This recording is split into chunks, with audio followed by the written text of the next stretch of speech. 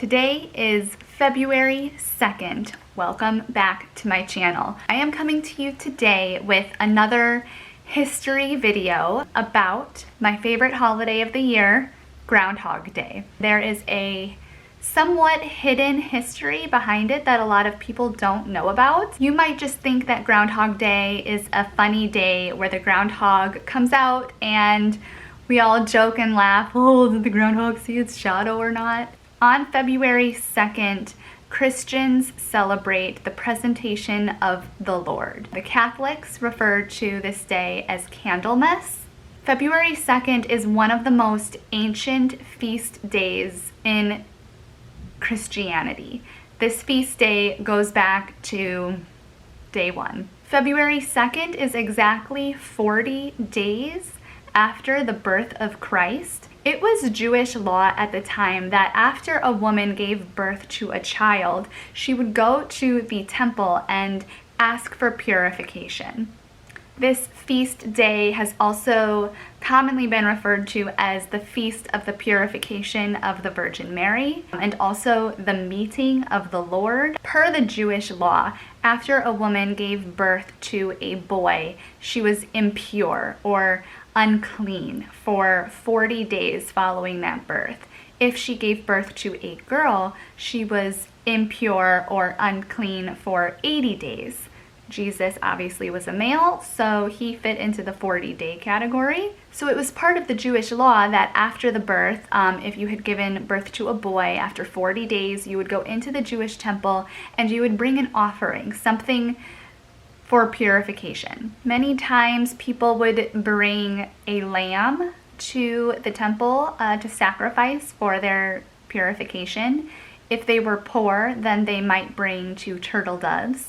We do know that Mary went to the temple and that she brought Jesus, and this was a very holy, significant moment because it was 40 days after the birth. 40 days is a very significant number in Christianity. Jesus is being presented to the church, to the temple, and his light is being presented to all of the Jewish people. And the candles and the light represent Jesus lighting the way from that day forward, lighting the way for everyone who was going to follow him. There's also a sadness that comes with this day because it is a moment where we are celebrating the 40 days after Christ's birth, but it also looks forward to Easter and to his crucifixion.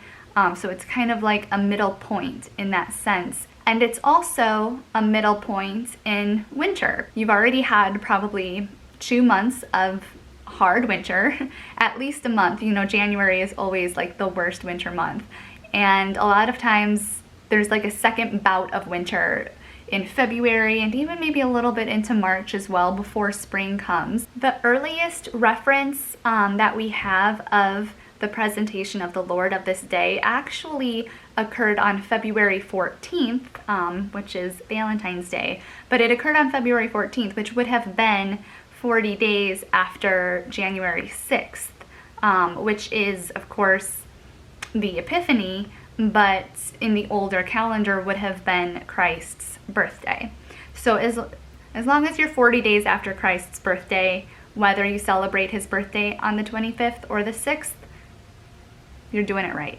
So if you are one of those people who does not want to take down their Christmas decorations, there are 2 schools of thought. There are the Christians who follow the school of thought that the Christmas decorations should come down after the full 12 days of Christmas, which would be on the eve of the Epiphany on January 6th. And the second school of thought is that you leave them up through the presentation of the Lord. So you keep them up the full 40 days after Christ's birth, which would be February 2nd. It wasn't until I think late 5th century when in the Western Church, the Pope started introducing a festival of candles during this time.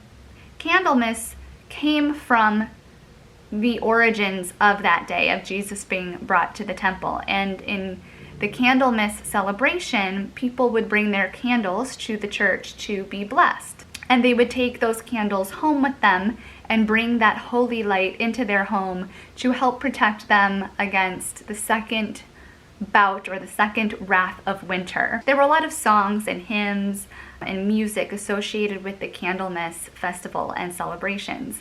One of the songs or chants went like this: "If Candlemas be fair and bright, come winter have another flight.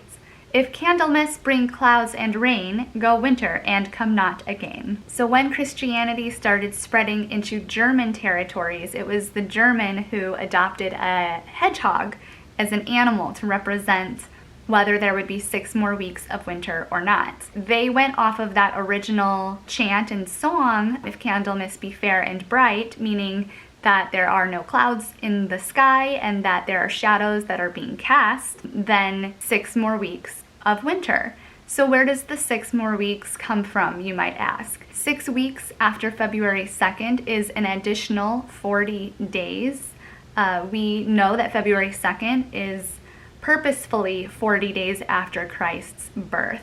So the whole theory behind that is an additional 40 days or 6 weeks. And the idea behind that chant, it seems a little counterintuitive that if there was sun and shadows, that there would be more winter. But if there were sun and shadows, then they could very easily transport their candles from the church and from the Candlemas service to their homes.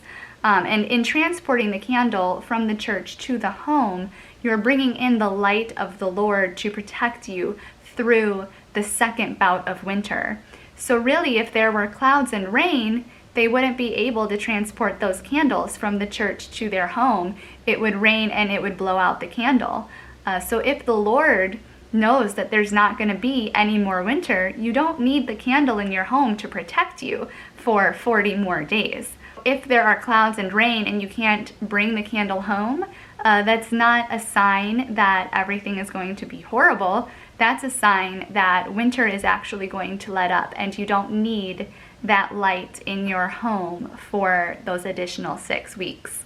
Around February 2nd is also the exact midway point between the winter solstice and the spring equinox. In ancient Gaelic tradition and in pagan tradition, obviously before Christianity had spread into Ireland and into Scotland and into those places, they had a celebration on the equinoxes and the solstice and the midway points between the equinox and between the solstice. And on February 1st, like somewhere between February 1st and February 4th, they had a celebration for the midway point between the winter solstice and the spring equinox, and they called that festival Imbolg. I hope I said that right. It's one of the 4 main Gaelic festivals. I have an entire video on Samhain, the Gaelic festival and celebration Samhain, and the entire history of Halloween and how Christianity fit into Samhain and fits into Halloween. So watch until the very end and then click that video. It's called The 5 Lies We Tell Ourselves About Halloween. Now, in the Gaelic tradition, when they were celebrating Imbolg, hope I say that right, they were honoring a god named, or a goddess named Bridget. Bridget would visit your home in the middle of the night. So to prepare for her, they would prepare a bed for her, they would leave out clothes for her, they would leave out shoes, maybe some food, maybe something to drink. And she supposedly would come to their home and maybe spend the night, I guess, I don't know, and would bestow her blessings on your home to get you through until the spring equinox. It was also customary during this time in Gaelic tradition that around February 1st through February 4th, they would clean their homes, kind of a spring cleaning. They were celebrating the days getting longer and more sunlight. And I think a lot of that still translates into today. Around February, that's when you kind of start to notice that the days are starting to get longer. You start to get a little bit hopeful that spring is coming and the longer days are here. Maybe you start doing some spring cleaning yourself. So when Christianity spread into Scotland and spread into Ireland and spread into Germany, all of those Christians adopted the presentation of the Lord and the meeting of the Lord on February 2nd. When the Orthodox Church and the Catholic Church split, then people could choose whether they wanted to participate in the Candlemas Catholic festivities, or if they were going to stay with the traditions of the Orthodox Church. The Germans, however, just came up with something all on their own. They had hedgehogs that were native to their land. They kind of associated this time of year with whether or not the hedgehogs were going to come out. Now, February 1st through 4th, like I said, even since before Christ, had significance in being that midway point between winter and spring. It was always on people's minds that around February, you're kind of looking around like, how do we feel? Like, do we feel like there's going to be more snow, or do we feel like it's warming up and it's getting nicer? The Germans had this native hedgehog to their land that they, for centuries, would observe its behavior around this time of year, because if the hedgehogs came out of hibernation, then that was indicative that warmer weather might be on the way. And that's not a new concept, following the behavior of animals to predict the weather. If you look at the history of the Farmer's Almanac, which is incredibly accurate most of the time, a lot of its origins come from observing the behaviors of animals. Animals kind of have this sense that humans don't have on what's going to happen in the atmosphere and what's happening with the weather, and animals can predict earthquakes and all sorts of things. In Germany, they use the hedgehog as part of their little weather almanac, and on this day, February 2nd, which before Christianity even came to them, they were probably already, having celebrations similar to the Gaelic celebration of the midway point. But they kind of incorporated the hedgehog and the coming out of hibernation with Candlemas. And there was that chant that went along with Candlemas that was pretty much saying, if it's bright skies, then 6 more weeks of winter, or 40 more days of winter. And if it's cloudy, then winter will not come back again. So they brought that hedgehog and kind of brought in that chant of, if it sees its shadow, then there's 6 more weeks of winter. If it doesn't see its shadow, then there's not. But it was more like if it's a nice day and the hedgehog is coming out, then there's 6 more weeks of winter, which kind of morphed into, did he see his shadow? Kind of a funny thing. And when the Germans immigrated to America, there were not as many hedgehogs. There were more groundhogs in America than hedgehogs, supposedly. I don't know, I wasn't there. It eventually became the groundhog because they could find groundhogs. It became a funny thing of, does he see his shadow? But the origins of Groundhog Day are very, very significant. It is the significance of the Virgin Mary bringing Christ into the temple and presenting him to the Lord, and presenting him to all of the Jewish people, and lighting those candles. And the candles that were lit on that day and continued to be lit in celebration of that day represent Christ really lighting the way for his followers. And then you bring into account the weather, and are we able to transport the candle from the church home? If it's a beautiful day and there's no rain, then we bring the candle home, and the candle would protect them from 40 more days of winter. But if it was cloudy and raining and the candle blows out, then you don't need the candle, you don't need the protection, and winter's gone. My dog is passed out on the couch behind me. So that is the history of Groundhog Day and the incorporation of Candlemas and the presentation of our Lord.